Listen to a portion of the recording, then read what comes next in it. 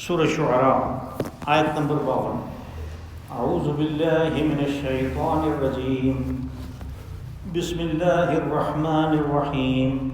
وَأَوْحَيْنَا إِلَى مُوسَىٰ أَنْ أَسْرِ بِعِبَادِي إِنَّكُمْ مُتَّبَعُونَ فَأَرْسَلَ فِرْعَوْنُ فِي الْمَدَائِنِ حَاشِرِينَ إِنَّ هَٰؤُلَاءِ لَشِرْذِمَةٌ قَلِيلُونَ وَإِنَّهُمْ لَنَا لَغَائِظُونَ وَإِنَّا لَجَمِيعٌ حَاذِرُونَ فَأَخْرَجْنَاهُمْ مِنْ جَنَّاتٍ وَعُيُونٍ وَكُنُوزٍ وَمَقَامٍ كَرِيمٍ كَذَلِكَ وَأَوْرَثْنَاهَا بَنِي إِسْرَائِيلَ فَأَتْبَعُوهُمْ مُشْرِقِينَ فَلَمَّا تَرَاءَى الْجَمْعَانِ قَالَ أَصْحَابُ مُوسَىٰ إِنَّا لَمُدْرَكُونَ قَالَ كَلَّا إِنَّ مَعِيَ رَبِّي سَيَهْدِينِ فَأَوْحَيْنَا إِلَىٰ مُوسَىٰ أَنِ اضْرِب بِّعَصَاكَ الْبَحْرَ فَانفَلَقَ فَكَانَ كُلُّ فِرْقٍ كَالطَّوْدِ الْعَظِيمِ وَأَزْلَفْنَا ثَمَّ الْآخَرِينَ وَأَنجَيْنَا مُوسَىٰ وَمَن مَّعَهُ أَجْمَعِينَ ثُمَّ أَغْرَقْنَا الْآخَرِينَ إِنَّ فِي ذَلِكَ لَآيَةً وَمَا كَانَ أَكْثَرُهُم مُّؤْمِنِينَ وَإِنَّ رَبَّكَ لَهُوَ الْعَزِيزُ الرَّحِيمُ۔ صدق اللہ العظیم۔ وَأَوْحَيْنَا إِلَىٰ مُوسَىٰ أَنْ أَسْرِ بِعِبَادِي إِنَّكُمْ مُتَّبَعُونَ، اور ہم نے موسیٰ علیہ السلام کی طرف وحی کی کہ ہمارے بندوں کو ساتھ لے کر یہاں سے نکل جاؤ، تمہارا تعاقب کیا جائے گا۔ فَأَرْسَلَ فِرْعَوْنُ فِي الْمَدَائِنِ حَاشِرِينَ، تو فرعون نے ہرکارے سارے ملک میں دوڑا دیے تاکہ فوج کو، دوسری جو قوت ہے اس کو اکٹھا کیا جائے۔ إِنَّ هَٰؤُلَاءِ لَشِرْذِمَةٌ قَلِيلُونَ، اور ان لوگوں نے یعنی ہرکاروں نے جا کے ان کو بتایا کہ یہ اسرائیلی جو ہیں یہ ایک مٹھی بھر تو ہیں، تھوڑے سے تو ہیں۔ وَإِنَّهُمْ لَنَا لَغَائِظُونَ، اور انہوں نے ہمارے ملک سے نکل کے ہمیں غصے میں بھر دیا۔ وَإِنَّا لَجَمِيعٌ حَاذِرُونَ، اور ہم تو ایک بڑی مستعد قسم کی قوم ہے۔ فَأَخْرَجْنَاهُمْ مِنْ جَنَّاتٍ وَعُيُونٍ وَكُنُوزٍ وَمَقَامٍ كَرِيمٍ، بس ہم نے یہ تدبیر کی کہ ان کو ان کے باغات سے، ان کے چشموں سے، ان کے خزانوں سے اور عزت کے مقام سے نکال باہر کیا۔ كَذَلِكَ، اور ہم اسی طرح کرتے ہیں۔ وَأَوْرَثْنَاهَا بَنِي إِسْرَائِيلَ، اور انہی جیسی چیزوں کا وارث ہم نے بنی اسرائیل کو بنا دیا۔ فَأَتْبَعُوهُمْ مُشْرِقِينَ، تو پھر صبح سویرے ان لوگوں نے بنی اسرائیل کا تعاقب کیا۔ فَلَمَّا تَرَاءَى الْجَمْعَانِ قَالَ أَصْحَابُ مُوسَىٰ إِنَّا لَمُدْرَكُونَ، تو جب دونوں گروہوں نے ایک دوسرے کو دیکھ لیا تو حضرت موسیٰ علیہ السلام کے ساتھی کہنے لگے ہم تو پھنس گئے۔ قَالَ كَلَّا، حضرت موسیٰ علیہ السلام نے فرمایا ایسے ہرگز نہیں ہو سکتا۔ إِنَّ مَعِيَ رَبِّي سَيَهْدِينِ، میرے ساتھ میرا رب ہے جو میری رہنمائی کرے گا۔ فَأَوْحَيْنَا إِلَىٰ مُوسَىٰ أَنِ اضْرِب بِّعَصَاكَ الْبَحْرَ، ہم نے موسیٰ کی طرف وحی کی علیہ السلام کہ اپنا عصا سمندر پہ مارو۔ فَانْفَلَقَ فَكَانَ كُلُّ فِرْقٍ كَالطَّوْدِ الْعَظِيمِ، تو وہ پھٹ گیا اور دو حصوں میں تقسیم ہوا، تو ہر حصہ ایک پہاڑ کی طرح، ایک بڑے پہاڑ کی طرح کھڑا تھا۔ وَأَزْلَفْنَا ثَمَّ الْآخَرِينَ، اور پھر اسی جگہ پہ پہنچا دیا ہم نے دوسروں کو۔ وَأَنجَيْنَا مُوسَىٰ وَمَن مَّعَهُ أَجْمَعِينَ، اور نجات دی ہم نے موسیٰ اور ان کے ساتھی ساروں کو۔ ثُمَّ أَغْرَقْنَا الْآخَرِينَ، اور پھر دوسرے جو فرعون اور اس کا لاؤ لشکر آنے والے تھے ان کو ہم نے غرق کر دیا۔ إِنَّ فِي ذَلِكَ لَآيَةً، تو جو نشانیوں کے طلبگار ہیں ان کے لیے اس واقعہ میں نشانی ہے نا۔ وَمَا كَانَ أَكْثَرُهُم مُؤْمِنِينَ، لیکن لوگوں کی اکثریت مان کے دیتی نہیں۔ وَإِنَّ رَبَّكَ لَهُوَ الْعَزِيزُ الرَّحِيمُ، اور یہ کہ آپ کا رب بڑا زبردست ہے لیکن وہ رحم کرنے والا ہے۔ یہ حضرت موسیٰ علیہ السلام کی زندگی کا وہ واقعہ ہے کہ جب آپ بنی اسرائیل کو لے کر وہاں سے نکلے. اب پچھلے واقعہ اور اس کے درمیان ایک طویل زمانہ ہے. یعنی وہ حضرت موسیٰ علیہ السلام سے جب میدان میں فرعون کے ساحروں نے، جادوگروں نے شکست کھائی تو بات وہیں پہ نہیں ختم ہوگی، بلکہ موسیٰ علیہ السلام نے اپنی دعوت و تبلیغ کا سلسلہ جاری رکھا، اور ساتھ میں ان کا جو دوسرا مشن تھا، یعنی ایک تو مشرکین کو، قبطیوں کو، آل فرعون کو توحید کی طرف دعوت دینا، اور دوسرا مشن بنی اسرائیل کو منظم کر کے ایک قوم بنانا تھا جو غلامی کے خوگر ہو گئے تھے. صدیوں غلامی میں رہنے کے بعد ان کے اندر قوم جیسی کوئی بات باقی نہیں رہی تھی. تو حضرت موسیٰ علیہ السلام نے ان کو منظم کر کے ایک قوم بنانا تھا. وہ دونوں کام آپ کرتے رہے، فرعون کے دربار میں آنا اور اس کے ساتھ جو مکالمہ اور ڈائلاگ ہے وہ بھی جاری رہا، اور قوم کی تنظیم بھی جاری رہی. اس دوران میں یعنی جب فرعون کو آپ توحید کی اور اللہ کی ربوبیت کی دعوت دیتے رہے، تو اس دوران میں اللہ رب العزت نے ان کی تائید میں، اس دعوت کی تائید میں آفاق و انفس سے اور بھی بہت کچھ کیا تاکہ وہ لوگ کسی طرح راہ راست پہ آ جائیں. اب مثال کے طور پہ ان کے اوپر طوفان آ گیا. اب وہ طوفان ان کی جان نہیں چھوڑتا تھا، ساری فصلیں تباہ ہو گئی، ساری اکانومی معیشت ان کی تباہ ہو گئی. تو حضرت موسیٰ علیہ السلام بار بار یہی کہتے تھے کہ چونکہ یہ انتظام اللہ کے ہاتھ میں ہے اور تم نے اس کو ماننے سے انکار کر دیا ہوا، اس لیے وہ تمہارے ساتھ یہ اشر کر رہے ہیں. اور وہ لوگ جیسے سورہ اعراف میں ہم یہ بات پڑھ آئے ہیں، حضرت موسیٰ علیہ السلام کے پاس آتے تھے کہ تم دعا کرو کہ یہ مصیبت ہم سے ٹل جائے. حضرت موسیٰ علیہ السلام نے دعا فرمائی، وہ مصیبت ٹل گئی. لیکن انہوں نے جو وعدہ کیا تھا کہ ہم تمہاری بات کو مان لیں گے، وہ مان کے نہیں دیا. پھر ان کے اوپر دوسرا، تیسرا، چوتھا، اس طرح یکے بعد دیگرے، وہ جو ہم نے پڑھا تھا سورہ اعراف میں کہ چچڑی کا عذاب آیا، جوؤں کا عذاب آیا، اور ان کے اوپر ٹڈی دل. یہ کتنی خوفناک قسم کے عذاب ہیں. اور وہ ایک زرعی علاقہ تھا، زرعی ملک تھا اس زمانے میں، انڈسٹری تو ویسے بھی نہیں تھی، اور بھی کوئی دولت کی پیداوار کے اور طریقے نہیں تھے. لیکن مصر ایک زبردست قسم کی زراعت تھی، اس لیے کہ وہ سارے کا سارا مصر، پورا ملک، وہ دریائے نیل کے دونوں طرف وادی ہے. اور یہ دنیا کی پرانی سب سے قدیم تہذیبوں میں سے ایک ہے. یعنی تین تو بہت پرانی تہذیبیں ہیں، ایک سندھ کی، دوسری دجلہ و فرات کی، اور تیسری نیل کی.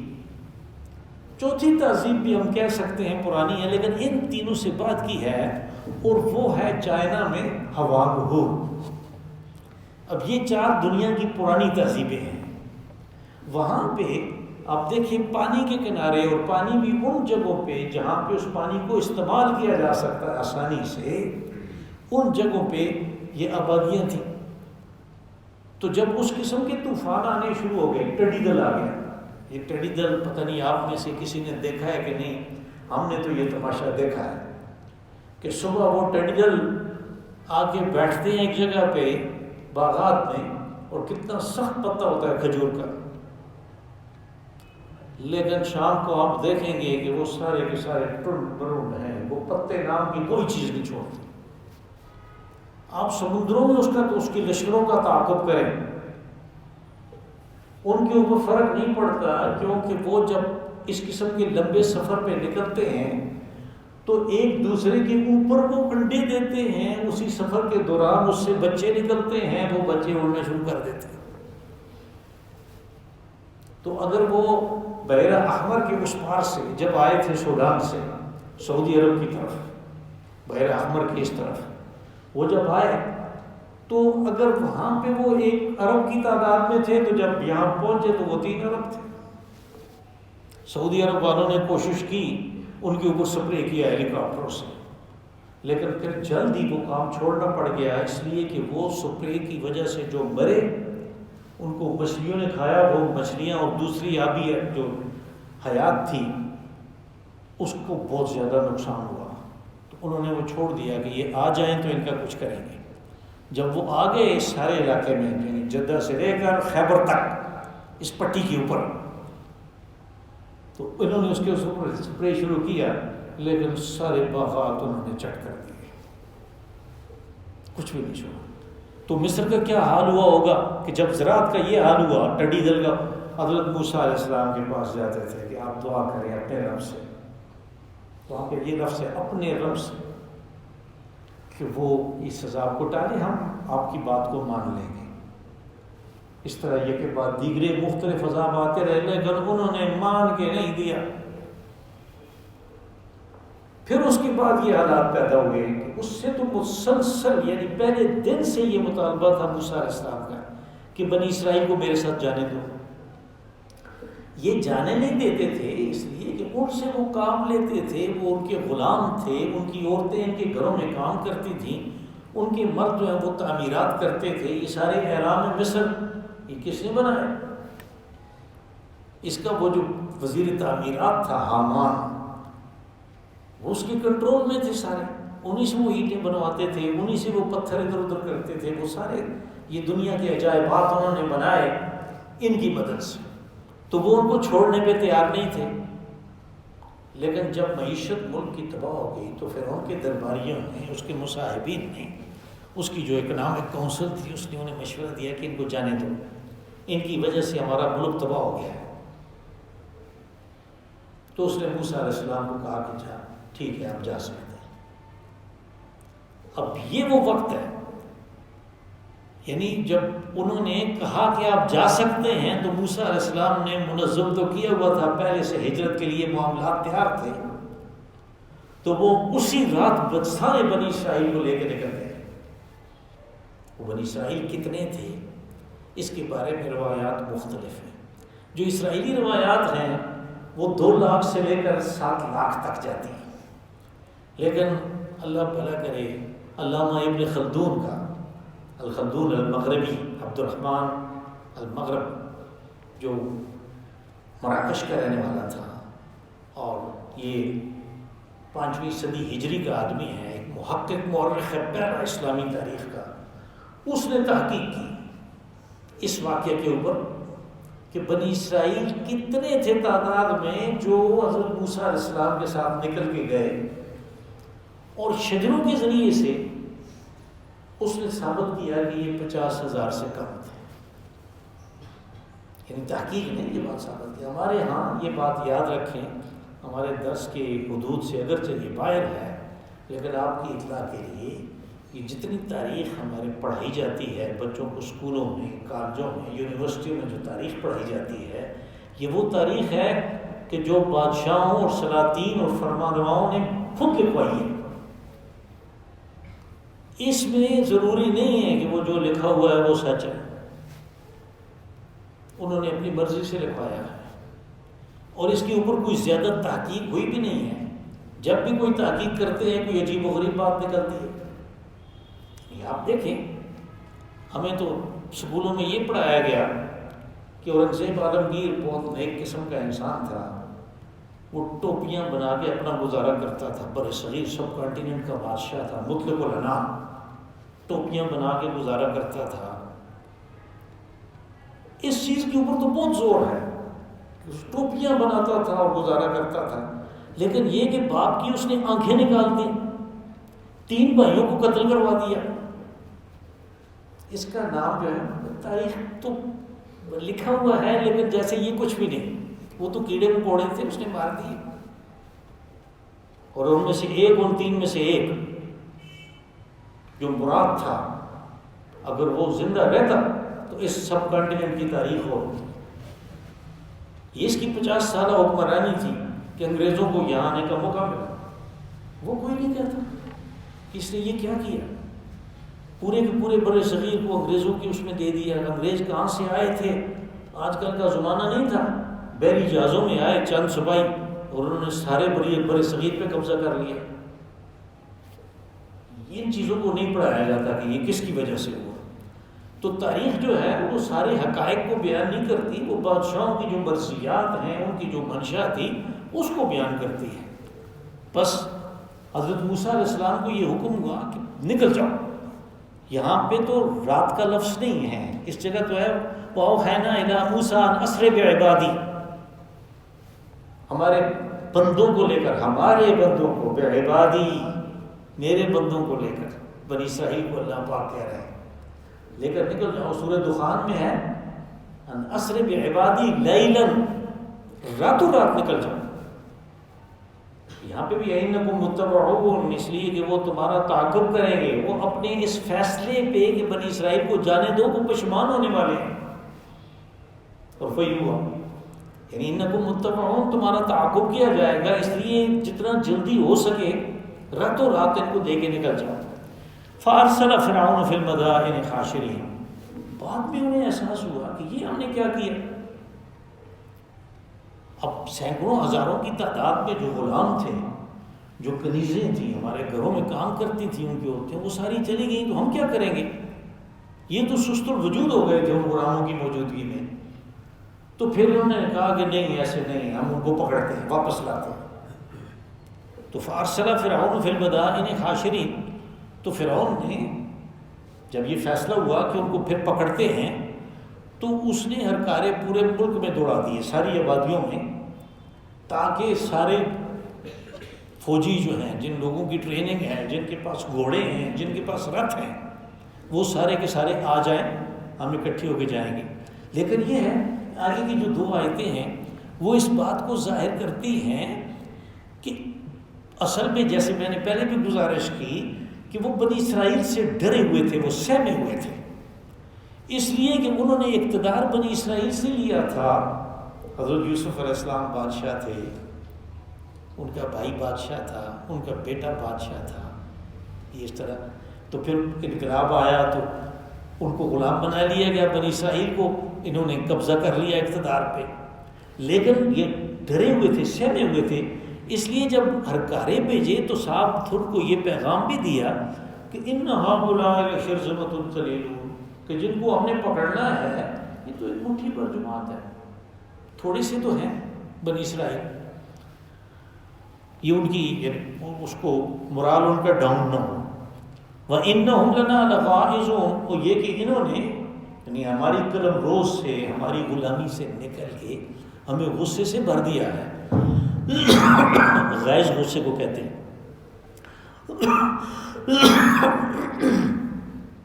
وَإِنَّا لَجَمِيعٌ حَاذِرُونَ، اور ہم تو ایک ایسی قوم ہے کہ جو مستعد، چاق و چوبند ہے. حاضرون یعنی خطرے کا مقابلہ کرنے کے لیے چاق و چوبند ہے، جمی قوم ہے. فَأَخْرَجْنَاهُمْ مِنْ جَنَّاتٍ وَعُيُونٍ وَكُنُوزٍ وَمَقَامٍ كَرِيمٍ. اللہ پاک نے فرمایا کہ ہم نے یہ تدبیر کی کہ ان کو نکالا. کہاں سے؟ ان کے باغات سے، ان کے چشموں سے، ان کے خزانوں سے، اور ان کی باعزت جو رہنے کی جگہ ہم نے دی ہوئی تھی، یعنی ان کے جو محلات تھے ان سے نکال ان کو باہر کیا. اصل منصوبہ کا یعنی جو اللہ کا جو کام ہے اس کا انہیں پتہ ہی نہیں کہ اب ہمارے ساتھ کیا ہونے والا ہے. کذالک، اب یہ جو وقف ہے یہ بتاتا ہے کہ کذالک اصل میں پورا فکرہ ہے، اس میں کچھ چیز محذوف ہے. مثلا یہاں پہ کہا جا سکتا ہے کذالک نفعل بالمجرمین، کہ ہم مجرمین کے ساتھ ایسے ہی کیا کرتے ہیں. لیکن اگر مجرمین کہہ دیتے تو وہ تو بات ختم ہو جاتی. اس کو چھوڑ کے یعنی اس کے اندر ایک عجیب و غریب قسم کا زور پیدا ہو گیا. اب ہم اس کا یہ بھی ترجمہ کر سکتے ہیں کہ رسولوں کی تکذیب کرنے والوں کے ساتھ ہم یہ کام کیا کرتے ہیں، اللہ کی ربوبیت کو نہ ماننے والوں کے ساتھ یہ کام ہوا کرتا ہے. یہ سارا اس کے اندر آ گیا. کذالک آگے چھوڑ دیا کہ اسی طرح ہم کیا کرتے ہیں. وَأَوْرَثْنَاهَا بَنِي إِسْرَائِیل، اور ہم نے مالک بنایا، وارث بنایا بنی اسرائیل. اب یہاں پہ ایک بات سمجھنے کی ہے. تاریخ جو ہے مصر کی اور ویسے بھی دنیا کی تاریخ یہ بتاتی ہے کہ بنی اسرائیل کبھی بھی واپس نہیں آئے مصر ان چیزوں پہ قبضہ کرنے کے لیے. تو یہاں پہ یہ فکرہ ایسے ظاہر کرتا ہے کہ جیسے بنی اسرائیل کو ان چیزوں کا مالک بنا دیا. نہیں، یہ جو ضمیر مفعول ہے اور اسنا ہا، کبھی ایسے بھی ہوتا ہے کہ بہترین قسم کی عربی میں کہ یہ صرف اس چیز کے اوپر نہیں بلکہ اس کی قسم کی چیز کے اوپر بھی ہوتا ہے. اس کی مثالیں پہلے گزری ہیں. مثلا ایک مثال آپ کو میں دوں. سورہ انعام میں اللہ پاک نے منع کیا صحابہ کرام کو کہ اس طرح کے سوال نہ کیا کرو جیسے بنی اسرائیل نے اپنے رسولوں سے پوچھے. پھر وہ ان جوابات جو تھے ان کے مطابق اپنی زندگی نہ گزار سکے تو وہ خراب ہوئے, ان کے اوپر عذاب آیا. وہاں پہ بھی ضمیر مفعول اسی طرح کی استعمال ہوئی. قد سألها قوم من قبلكم ثم اصبحوا بها کافرین. اب یہ جو سألها ہے یعنی ان کو حضرت تمہاری طرح کے سوالات انہوں نے بھی پوچھے. فکرے کا معنی تو یہ بنتا ہے کہ یہ سوالات انہوں نے بھی پوچھے, یہ نہیں پوچھے بلکہ اس طرح کے سوالات. اب بنی اسرائیل جو ہیں وہ کبھی واپس نہیں آئے, انہوں نے کبھی مصر کے اوپر قبضہ نہیں کیا, تاریخ یہ بتاتی ہے. تو وہ جو چیز ہے وہ کس کا, انہیں اسی قسم کی چیز یعنی باعزت مقام, باغات اور خزانے یہ سب ان کے حوالے ہوئے ارض مصر, ارض شام میں, جس کے اوپر انہوں نے آ کے قبضہ کیا. ان کی دوسری تیسری نسل نے آ کے قبضہ کیا اور ایک اسرائیلی سلطنت کی داغ بل ڈالی. اب سوال یہ پیدا ہوتا ہے کہ جب فرعون اپنے سب لوگوں کو لے کے نکل گیا اور پانی میں غرق ہو گیا جیسے آگے آ رہا ہے, تو مصر کا کیا بنا؟ مصر میں تو صرف عورتیں رہ گئیں اور بچے رہ گئے. تو بھائی پہلے تو یہ ہوا, یعنی یہ تو تاریخ کا مضمون ہے, مصر کی تاریخ ہے, لیکن ایک ہنٹ کے طور پہ, اشارے کے طور پہ کہ پہلے تو یہ ہوا کہ حبشہ نے اس کے اوپر قبضہ کر لیا پیچھے سے, اور معیشت تو ویسے بھی تباہ تھی, تو حبشہ والے بھی کچھ ہی عرصے کے بعد جان چھڑانے پہ ہو گئے. پھر جب یہ بلکان کی ریاستوں میں حکومتیں قائم ہوئیں جنہوں نے آ کے دنیا میں فتح کرنے کی کوشش کی, جس میں وہ اسکندر اعظم بھی تھا مقدونیہ کا, اور پھر اسی کے نام پہ مصر میں جو بندرگاہ ہے اسکندریہ وہ اسی کے نام پہ ہے, تو انہوں نے اس ملک پہ قبضہ کر لیا. بعد کے زمانوں میں جب رومن امپائر جو ہے اس نے عروج پکڑا تو پھر اس کا مصر پہ بھی اور حبشہ پہ بھی قبضہ ہو گیا, اور حبشہ والے جو تھے انہی کی زیر نگرانی یہ رہا, اور وہ باج گزار تھے رومن امپائر کے. تو حضرات دلچسپی رکھتے ہیں وہ مصر کی تاریخ پڑھ سکتے ہیں.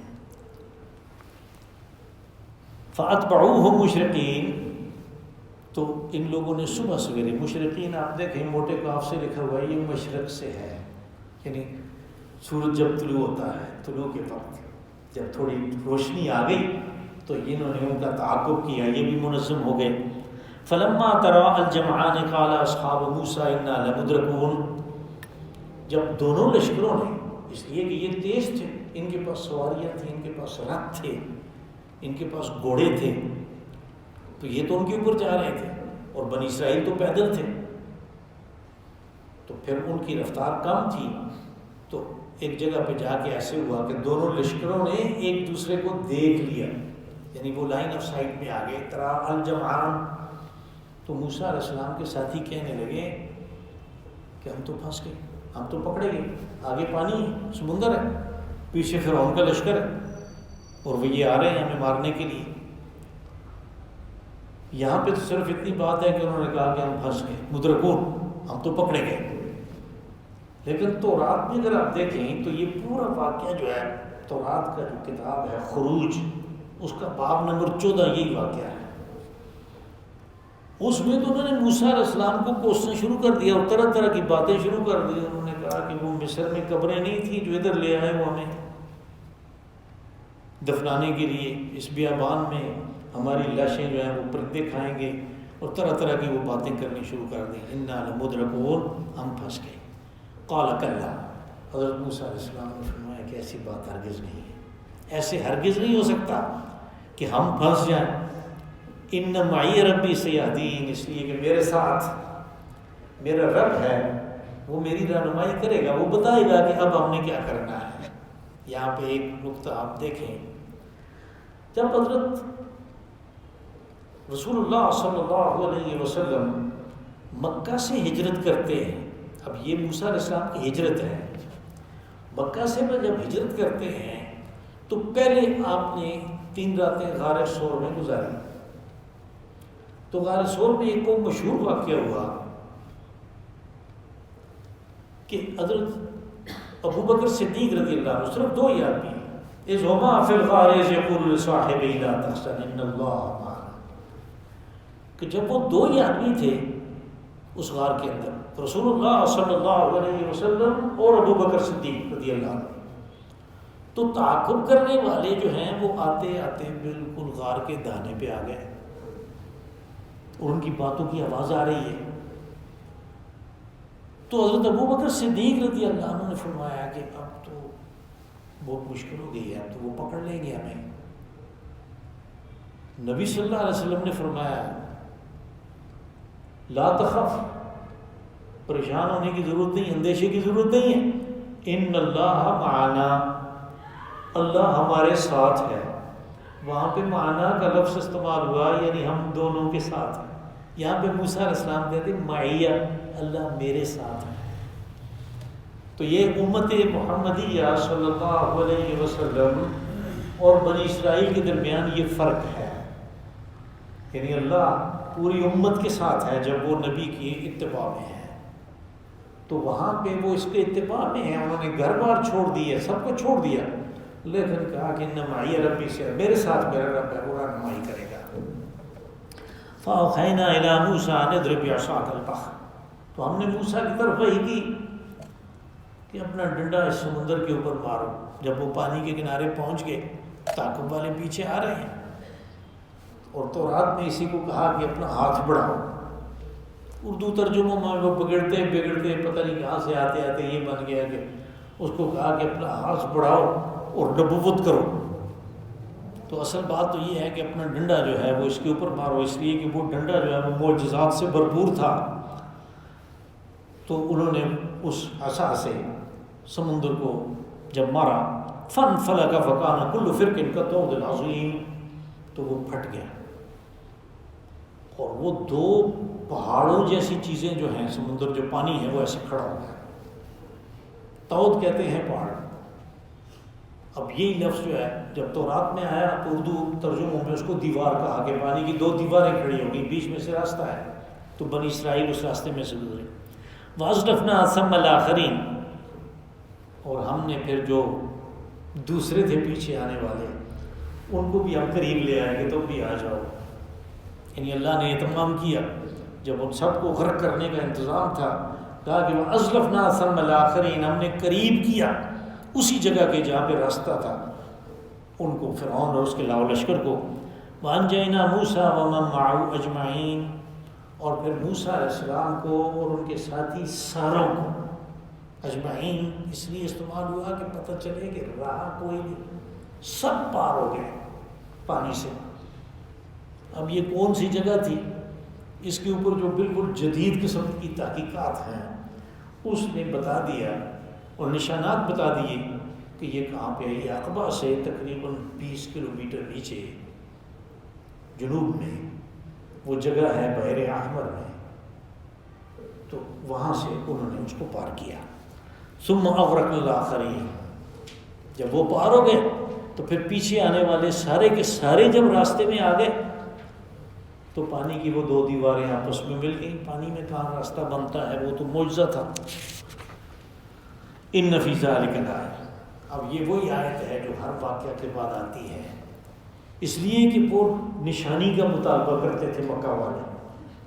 کہا یہ سارا واقعہ تمہیں پتہ ہے، تم یہودی علماء سے پوچھ سکتے ہو، ان کی کتابوں میں ہے.